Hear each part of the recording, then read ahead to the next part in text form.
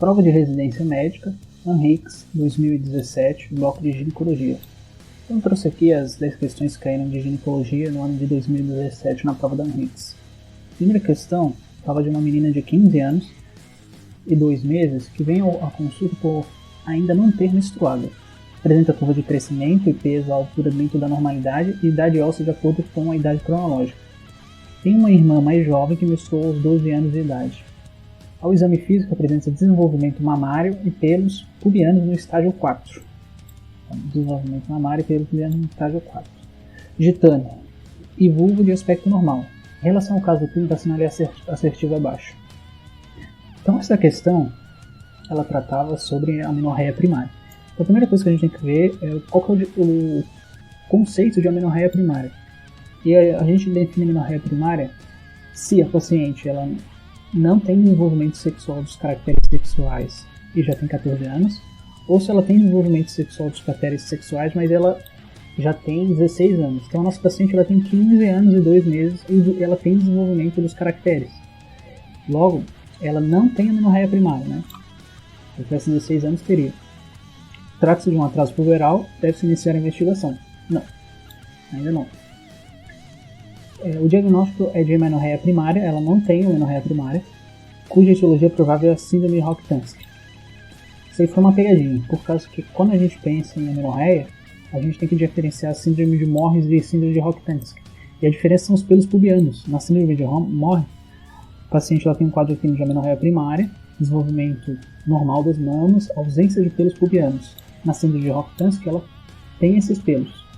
Então a nossa paciente ela tinha pelos, né? Tinha pelos pubianos. Então ele quis se induzir a essa síndrome, que é falso isso. Alternativa 3. Pode ser apenas um atraso menstrual fisiológico. Na persistência da amenorreia, após os 16 anos, deve-se iniciar a investigação. Então, correto, né? 41 é a alternativa C. 43 falava o seguinte: a causa mais comum de infertilidade por fator tubo-peritoneal é. Então essa questão era direta. A causa mais comum é doença inflamatória pélvica. Essa é a primeira causa. A segunda causa é a endometriose. Então outra pegadinha. Também marcar essa endometriose aqui. Ele ia errar, né? A primeira é a doença inflamatória pélvica. 45. Analise os fatores abaixo. Quais fazem parte da fisiopatologia da endometriose? Então, ele queria saber um pouco sobre o que faz parte da endometriose. Então, lembrando algumas coisas da endometriose. A endometriose é quando a gente tem implante de tecido endometrial fora do endométrio. Fatores de risco, a gente tem brancas, nuliparidade, menarca precoce e menopausa tardia. Quadro clínico tem dismenorreia, infertilidade. A gente faz o diagnóstico por vídeo e tratamento a gente usa um anticoncepcional contínuo. Então, genética, hormonal, imunológico, inflamatório, tudo isso tem a ver com a fisiopatologia da doença, né? Então, a alternativa aí. Qual a causa mais comum de puberdade precoce central? Então, uma questão direta também, e para mim era uma questão de pediatria que foi pedida na GO, e a causa mais comum é a idiopática. Questão 49. Analisando os fatores de risco e as neoplasias, relacione a coluna 1 e a coluna 2. Então, essa questão para mim é uma questão complicada, uma pegadinha. Então vamos ver por quê. Que é baixo nível socioeconômico. De todos esses cânceres, o único relacionado ao baixo nível socioeconômico é o colo uterino. Então esse fator de risco. Então 2. Mutação do BRCA1, 2. Mutação do BRCA1 pode ser tanto câncer de mama quanto câncer de ovário. Os dois têm essa mutação. Obesidade pós-menopausa. A obesidade está relacionada com o câncer de mama e também está relacionada com o câncer de endométrio e ciclos anovulatórios. Então a anovulação crônica está relacionada ao câncer de endométrio. Então, ou você sabia qual era o baixo nível socioeconômico do ciclo anovulatório, ou vai ser muito difícil acertar essa questão. Então, alternativa B. Né? Questão 50 falava de uma paciente de 27 anos, que ela fez um Papa Nicolau, veio normal, e depois ela fez outro e disse o seguinte: células de epitélio pavimentoso, na maioria células intermediárias sem atipias. Então, um segundo exame normal. O que ela fez? Ela fez um ano, repetiu depois de um ano e veio normal. Então, o que a gente faz? A gente repete agora de 3 em 3 anos. Então, vamos ver como é que é esse segmento. O que a gente faz? Quando a paciente ela vai iniciar isso aos 25 anos, vai repetir aos 26, e se vier os dois negativos, a coleta a gente continua de 3 a 10 anos. E a gente segue até 64 anos. Se dois exames, os dois últimos vieram negativos, a gente então para de coletar. E se a paciente deixou passar 3 anos, ela vai voltar lá para o primeiro. Então vai repetir um ano, depois mais um ano, e depois, se os dois vieram negativos, ela segue de 3 a 3 anos. A paciente virgem a gente não coleta, e se a paciente é imunossuprimida, a gente começa junto com a atividade sexual, faz semestral por um ano, e 3 exames negativos, se os 3 vierem negativos, a gente passa a fazer a coleta anualmente. A questão 51 falava o seguinte: o início mais tardio do rastreamento de câncer de colo uterino proposto pelo Ministério da Saúde está fundamentado nos seguintes dados epidemiológicos. Então, quer saber por que a gente coleta depois dos 25 anos, né? Começa aos 25 anos. Baixa incidência de infecção pelo HPV em mulheres jovens. Não, existe uma alta incidência. Baixa taxa de câncer de colo uterino em mulheres com menos de 25 anos. Correto. O câncer de colo uterino ele tem baixa incidência, baixa taxa nos pacientes com menos de 25 anos.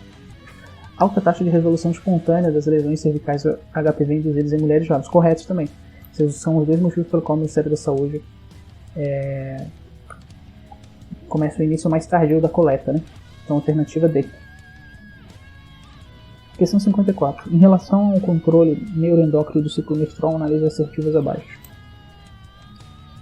Fatores estressores ambientais podem exercer alteração no ciclo menstrual pela ação do neurotransmissor a seu nível hipotálamo. Vamos lembrar um pouco desse ciclo de inibição aqui. Então, estresse ele pode aumentar o hormônio liberador de corticotrofina, e esse aumenta a endorfina e a CTH, e a endorfina pode então inibir o GnRH que vai atuar no ciclo, né?